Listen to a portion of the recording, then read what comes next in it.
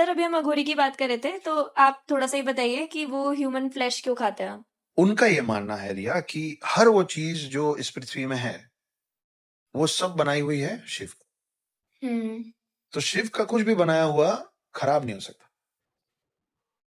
गंदा और अच्छा कुछ नहीं है, सब अच्छा है।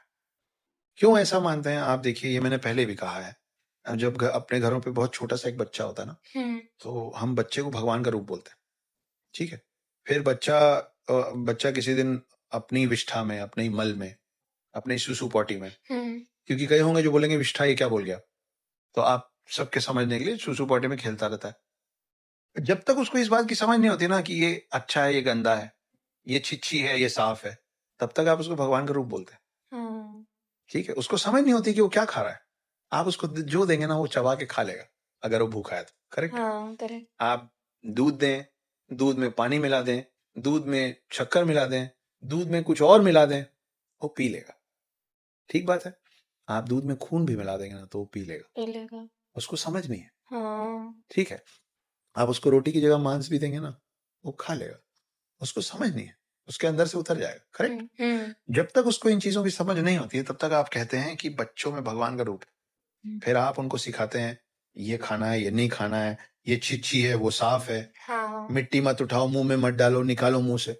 जैसे ही वो ये सब सीख जाता है, तब आप उसको, उसी बच्चे को भगवान का रूप बोलना बंद कर देते हैं। ये जो अघोरी है ना, ये उस बच्चे की पद्धति से भगवान तक पहुंचने की कोशिश कर रहे हैं। अच्छा। कि सब, अब आप जो आपने बोला डेड बॉडी की बात की, ह्यूमन फ्लेश की बात की ना, आप सोचिए कि जब मैं मर जाऊंगा तो मेरे शरीर को जला दिया जाएगा, अंतिम संस्कार होगा मेरा। वो जब जला दिया जाएगा तो उससे राख जमा होगा। उस राख को गंगा में, जमुना में, सरस्वती में, किसी खेत में, कहीं भी डाल दिया जाएगा। वो पानी बह के किसी ना किसी खेत में पहुंचेगा। उस पानी में मेरी राख है, कुछ ना कुछ उगेगा, वो मैन्योर बनेगा। वो मैन्योर बनेगा, है ना। उस मैन्योर से, क्योंकि पानी ही मिट्टी को मैन्योर देता है लगातार। ठीक है।